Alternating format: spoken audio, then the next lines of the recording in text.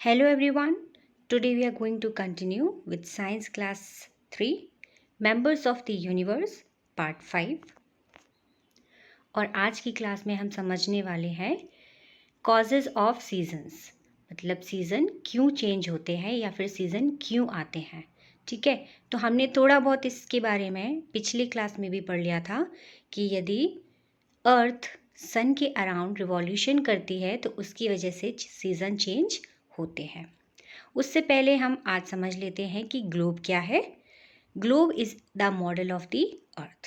ठीक है, अर्थ का एक छोटा सा स्वरूप हमने बनाया है जिससे हम उसकी स्टडी कर सकें।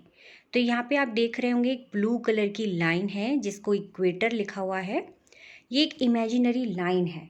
ठीक है, ये लाइन क्या करती है, ये लाइन हमने अपनी स्टडी के लिए ड्रॉ की है। अर्थ पे एक्चुअली में ऐसी कोई लाइन नहीं होती है।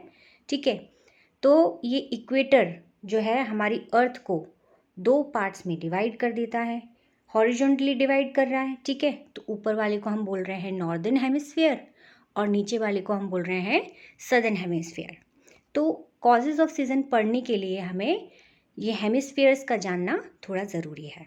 ठीक है, तो यहाँ पे हमें समझ में आ गया कि हमारी जो अर्थ है वो दो हाफ्स में डिवाइडेड है हॉरिजॉन्टली।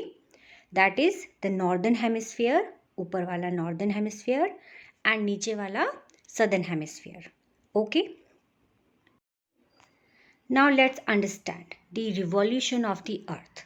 पहले भी हमने समझा था रिवॉल्यूशन ऑफ द अर्थ, आज हम थोड़ा और पढ़ेंगे इसको। तो ये देखिए, ये है हमारा सन है और ये है हमारी अर्थ। ठीक है, अब हमने अभी बात की कि हमने अपनी अर्थ को दो पार्ट्स में डिवाइड कर रखा है, northern hemisphere and the southern hemisphere. तो यहाँ पे आप देखेंगे ये मैंने डिवाइड कर दिया, ये हो गया आपका नॉर्दर्न हेमिस्फीयर एंड ये हो गया आपका सदर्न हेमिस्फीयर। ओके, अभी आप जिस पोजीशन में अर्थ को देख रहे हैं तो आगे का हिस्सा है वहाँ पे लाइट पड़ रही है, उजाला है, दिखाई दे रहा है, और पीछे का हिस्सा थोड़ा अंधेरे वाला है। राइट, अब आप देखिएगा कि यहाँ पर जो सनलाइट है वो ज़्यादा कहाँ पड़ रही है। ये देखिए, सबसे ज़्यादा जो सनलाइट है वो आपकी सदर्न हेमिस्फीयर में पड़ रही है और नॉर्दर्न हेमिस्फीयर में थोड़ी सी कम पड़ रही है। ऐसा क्यों हो रहा है? Because of the tilt in the earth axis. यानी कि हमारी जो अर्थ है, अर्थ की जो एक्सिस है यानी दिस इमेजिनरी लाइन, ये हमारी झुकी हुई है थोड़ी सी। इसके कारण क्या होता है, नॉर्दर्न हेमिस्फीयर पे सनलाइट थोड़ी सी कम पड़ रही है और सदर्न हेमिस्फीयर की तरफ लाइट अभी ज़्यादा पड़ रही है इस समय। तो इस समय सदर्न हेमिस्फीयर पे थोड़ी सी गर्मी बढ़ रही होगी और नॉर्दर्न हेमिस्फीयर पे थोड़ी सी सर्दी जैसा माहौल होगा। ठीक है,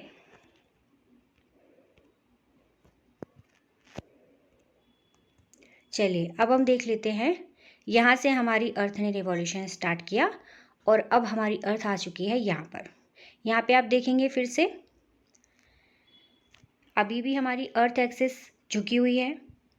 ठीक है,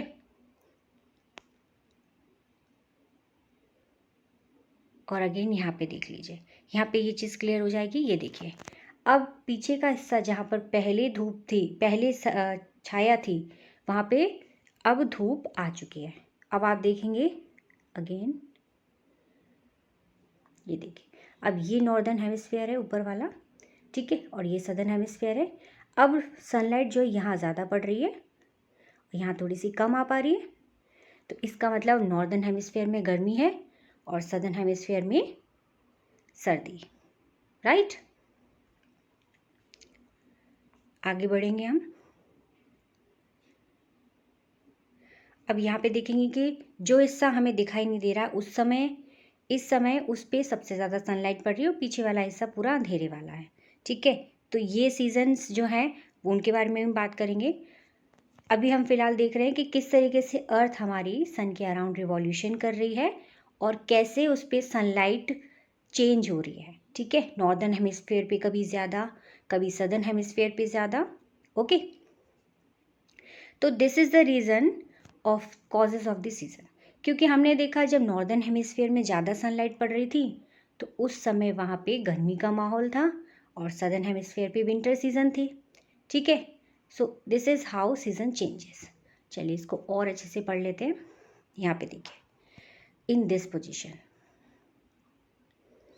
ये देखिए। तो अब यहाँ पे हम फर्स्ट पोजीशन की बात करेंगे, विंटर इन दी नॉर्दर्न हेमिस्फीयर। यहाँ पे विंटर में क्या है, विंटर हो रहा है नॉर्दर्न हेमिस्फीयर में। जैसा कि हमने बोला कि ये जो नॉर्दर्न हेमिस्फीयर है यहाँ पे लाइट कम पड़ रही है क्योंकि अर्थ हमारी यूं घूमी हुई है, ठीक है। ये हमारी इक्वेटर है और ये जो सदर्न हेमिस्फीयर है यहाँ पे लाइट ज़्यादा पड़ रही है। ज़्यादा पड़ रही है तो सदर्न हेमिस्फीयर में क्या होगा, समर, और नॉर्दर्न हेमिस्फीयर में क्या हो जाएगा, विंटर।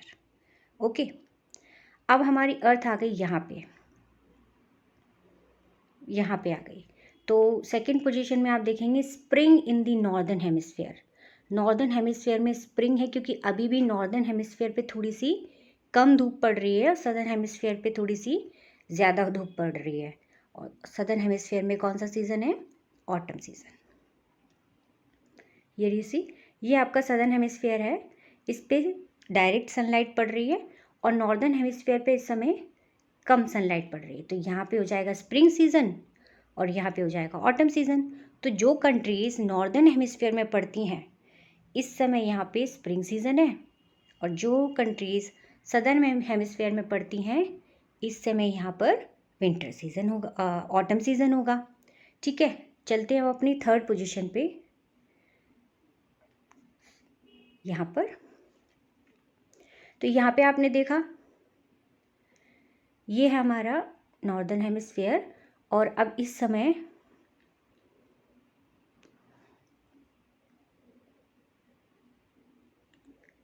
ये है हमारा नॉर्दर्न हेमिस्फीयर, दिस वन, और इस समय सनलाइट यहाँ पे ज़्यादा पड़ रही है बजाय सदर्न हेमिस्फीयर के, ठीक है। अब यहाँ पे सनलाइट कम पड़ रही है तो सदर्न हेमिस्फीयर में क्या होगा, सदर्न हेमिस्फीयर में होंगे विंटर्स और नॉर्दर्न हेमिस्फीयर में होंगे समर, करेक्ट। तो this is how season changes due to the revolution of the earth.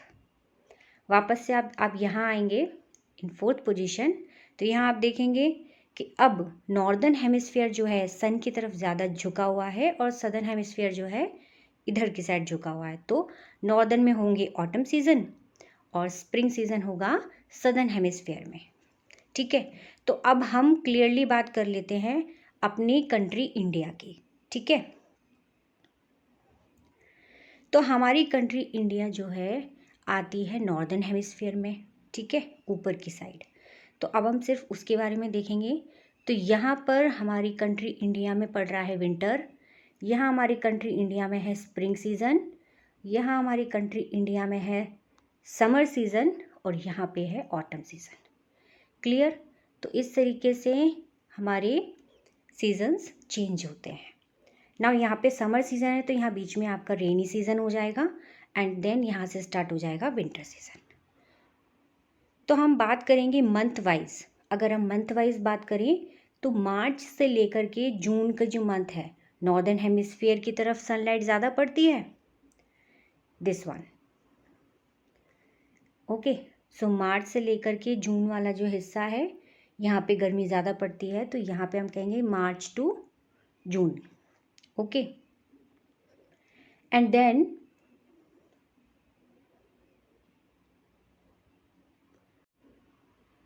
Yes this way March to June यहाँ तक का हिस्सा जो है, लेट मी सी, ओके, ये हिस्सा मार्च से लेकर के जून वाला हिस्सा यहाँ पे गर्मी पड़ रही है, ठीक है। और यहाँ पर फिर स्टार्ट होता है दिसंबर से लेकर मार्च, तो यहाँ पे सर्दी पड़ रही है, ठीक है।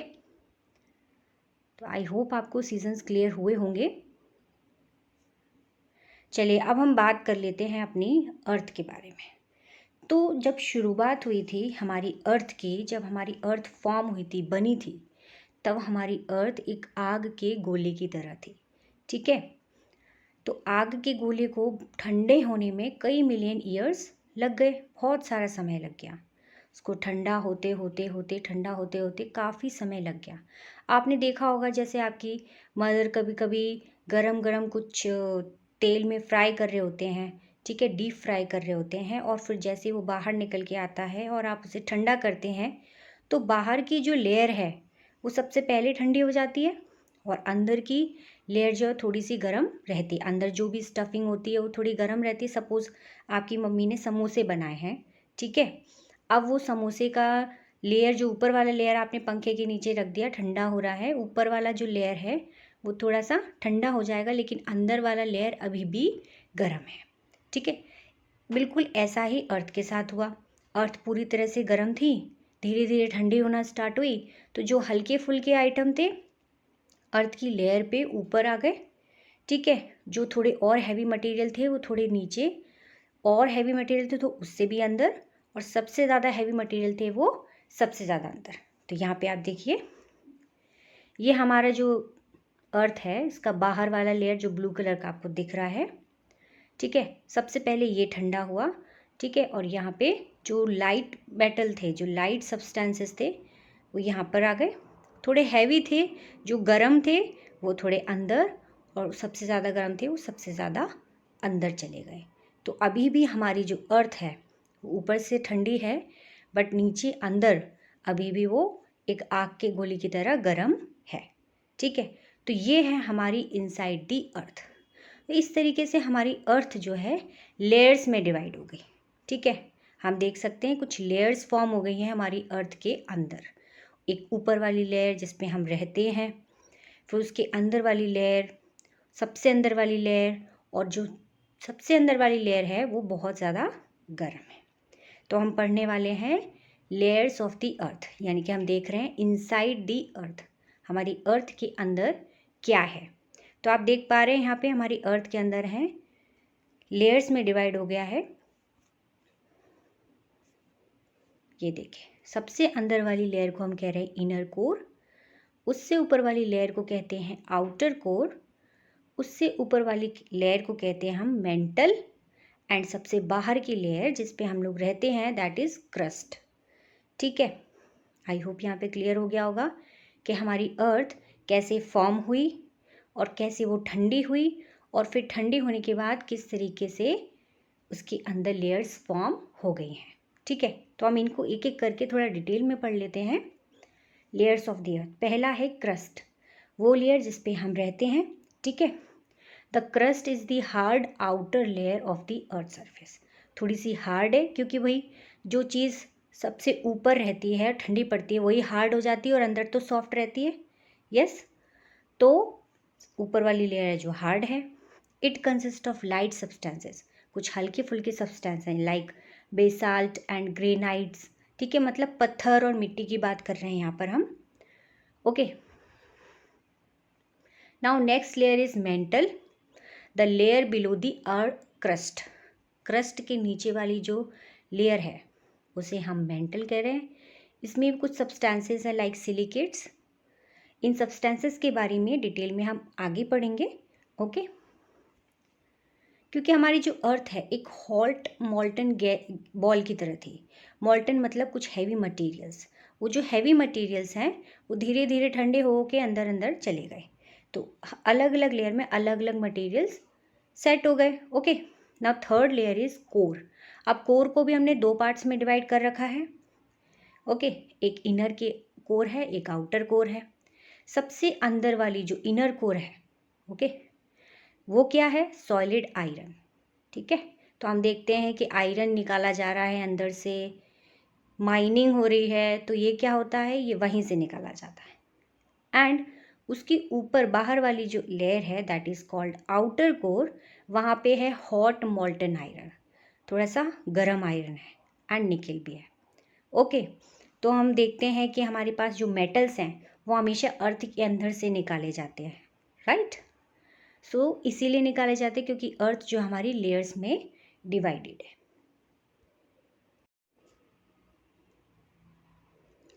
अब हम जान लेते हैं कुछ और फैक्ट्स जो हमें इस चैप्टर से मिले हैं, ठीक है। जैसे कि the longest day and the shortest night, मतलब साल का एक ऐसा दिन जो सबसे लंबा है, तो ऑब्वियसली अगर दिन लंबा है तो रात छोटी हो जाएगी। वो दिन कौन सा है, 22 जून, ठीक है। Now the shortest day and the longest night, अब शॉर्टेस्ट सबसे छोटा दिन और सबसे लंबी रात, दैट इज़ ऑन 22 दिसंबर।